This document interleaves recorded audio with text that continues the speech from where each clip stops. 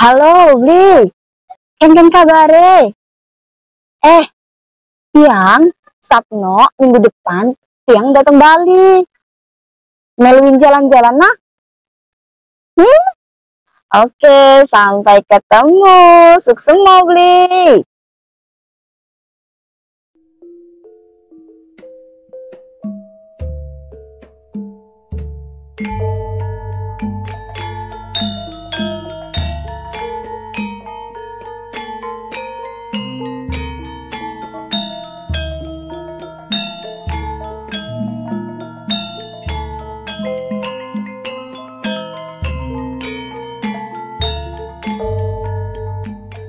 Berbicara dengan teman atau kawan yang berbeda suku itu sangat asik sekali, apalagi juga bisa mempelajari bahasa maupun logatnya.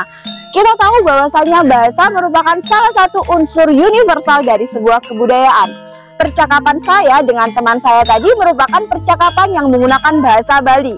Dan kalian tahu Bali merupakan salah satu provinsi yang ada di wilayah Indonesia yang memiliki kekhasannya sendiri, yakni masyarakatnya mayoritas adalah beragama Hindu.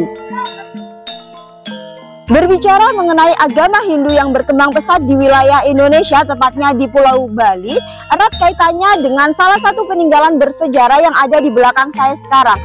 Bangunan bersejarah ini bernama Candi. Candi yang ada di belakang saya adalah Candi Bajang Ratu atau Gapura Bajang Ratu. Gapura Bajang Ratu merupakan salah satu peninggalan dari kerajaan yang bercorak Hindu di masa itu. Kerajaan tersebut bernama Kerajaan Majapahit. Selain dari agama Hindu yang berkembang pesat di wilayah Indonesia, ada juga satu agama lain yang bernama agama Buddha. Jadi kedua agama tersebut merupakan agama tertua sebelum adanya Islam dan Kristen datang ke Indonesia. Kedua agama ini merupakan cikal bakal dari perkembangan kerajaan-kerajaan besar yang bercorak Hindu-Buddha di wilayah Indonesia. Untuk tahu bagaimana proses kedatangan dari kebudayaan Hindu-Buddha di Indonesia, pertama-tama kita harus tahu dulu teori-teori kedatangan dari Hindu-Buddha di Indonesia.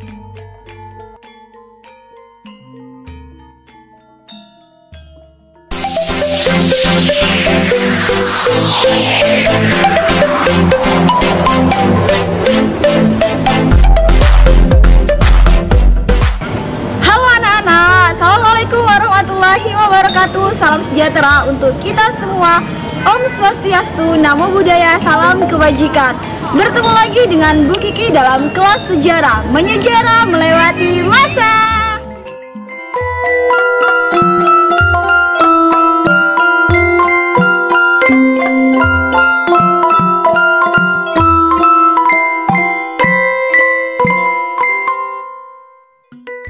Indonesia merupakan salah satu negara yang sangat strategis posisinya, yakni berada di silang jalur perdagangan dan pelayaran internasional, yang dimana banyak kapal dagang yang sering berlabuh maupun bersandar di wilayah Indonesia.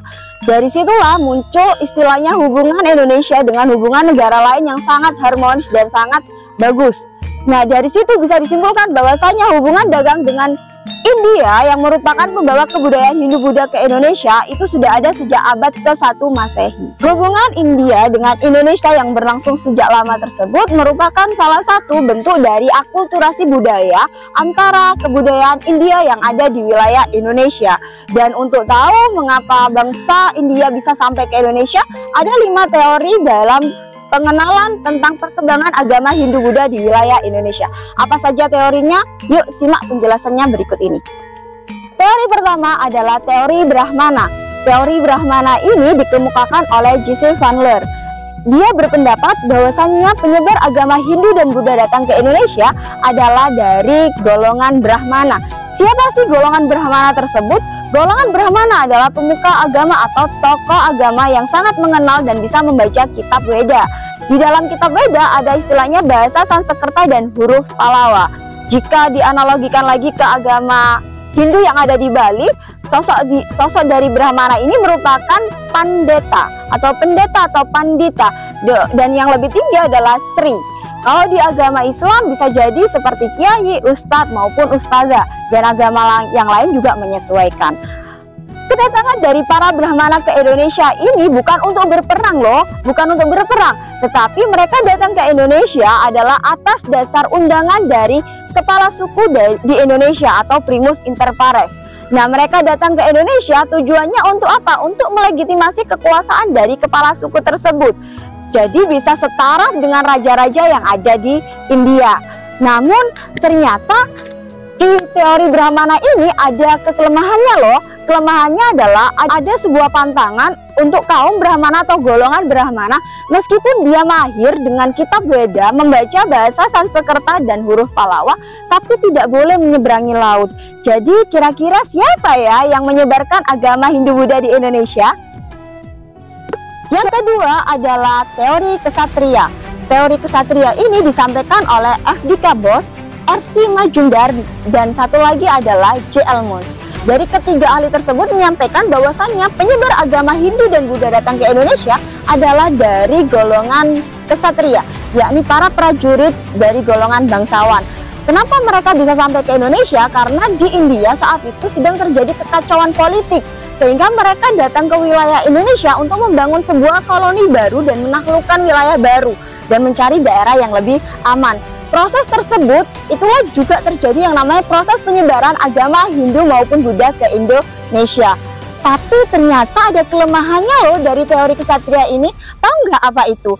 Kelemahannya adalah tidak ditemukan bukti tertulis bahwasannya para prajurit dari India dulu datang ke Indonesia itu menaklukkan atau membangun sebuah koloni-koloni baru. Kira-kira teori apa ya yang sangat mendukung dari penyebaran agama Hindu dan Buddha ke Indonesia? Teori ketiga adalah teori Vaishya. Teori ini dikemukakan oleh N.G. Bloom. Teori ini berpendapat bahwasannya motivasi dari kedatangan bangsa India ke wilayah Indonesia adalah untuk berdagang. Jadi siapakah yang membawa ajaran Hindu-Buddha datang ke Indonesia? Jelas dong, pastinya adalah kaum pedagang. Mereka berdagang ke wilayah Indonesia, mereka berlabuh di wilayah Indonesia, menetap di wilayah Indonesia, dan kemudian membangun perkampungan-perkampungan kecil. Sehingga mereka pada akhirnya juga bisa menyebarkan ajaran Hindu-Buddha yang dibawa mereka dari India tersebut. Nah, cara mereka untuk bisa tinggal di perkampungan-perkampungan kecil tersebut, mereka menikahi penduduk lokal atau penduduk pribumi. Kenapa bisa seperti itu? Karena pada saat itu rata-rata para pedagang India yang datang ke Indonesia itu menggunakan jalur laut. Jalur laut lebih banyak menggunakan kapal, dan teknologi kapal saat itu belum secanggih di zaman sekarang loh.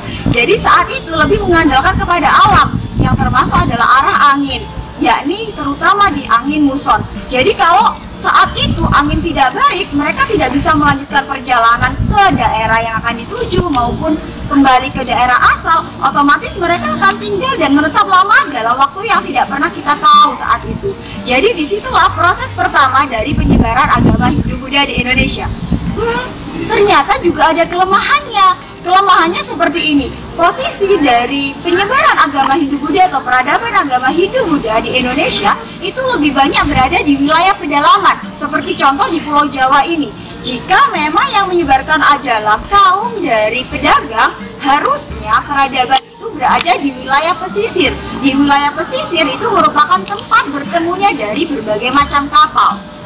Tapi tidak ada tuh yang ada di wilayah pesisir. Lalu kira-kira teori mana tuh yang benar menurut kalian? Teori keempat adalah teori Sudra. Teori Sudra ini dikemukakan oleh Van Faber. Menurut Van Faber, bahwasannya yang menyebarkan agama Hindu-Buddha datang ke Indonesia adalah kaum Buddha atau dari golongan Sudra. Nah, mereka datang ke wilayah Indonesia untuk mencari daerah yang lebih aman, karena di India saat itu sudah terjadi kekacauan politik. Tapi ada satu kelemahan dari teori ini. Kalau misalkan yang menyebarkan adalah kaum Buddha, padahal mereka sendiri loh tidak bisa menguasai atau mahir membaca kitab Weda. Kira-kira betul nggak sih dari kaum Sudra? Dan yang terakhir adalah teori yang kelima atau teori arus balik. Teori arus balik ini berarti dia datang ke sana balik lagi untuk membawa ajaran itu. Dan teori ini dikemukakan oleh G. Codes dan F.D.K. Bose.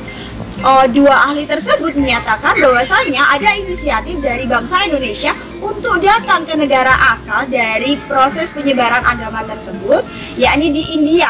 Mereka datang ke sana menimba ilmu, mahir membaca kitab Weda, yang kemudian nanti para cendekiawan dari Indonesia kembali lagi ke wilayah Indonesia untuk menyebarkan atau mengajarkan itu ke penduduk yang ada di daerah tersebut atau di Indonesia. Nah, teori ini ada pendukungnya. Pendukungnya adalah dari prasasti Nalanda yang berada di India. Bunyi dari salah satu prasasti tersebut adalah bahwasanya ada permintaan dari Raja Balaputra Dewa yang merupakan raja dari Sriwijaya untuk dapat membangunkan vihara di wilayah India. Tujuannya untuk apa? Untuk tempat belajar para pelajar-pelajar dari Sriwijaya di wilayah India. Jadi seperti itu teori arus baliknya. Nah, menurut kalian tadi dari kelima teori tersebut, kira-kira yang mana nih yang paling mendukung terjadinya proses kedatangan dari kebudayaan Hindu-Buddha di Indonesia? Nah, setelah kita belajar kelima teori tersebut, kira-kira menurut kalian apa saja sih yang bisa didapatkan dari pembelajaran hari ini? Tentu saja yang pertama adalah kita tahu bahwasanya hubungan dagang antara India dengan Indonesia sudah terjalin sejak lama sekali, yakni di abad 1 Masehi. Yang kedua, kita jadi tahu siapa saja kira-kira penyebar agama Hindu dan Buddha di wilayah Indonesia. Yang ketiga, kita jadi akan tahu nih, dari situlah nanti muncul atau berkembangnya kerajaan-kerajaan yang bercorak Hindu-Buddha di wilayah Indonesia.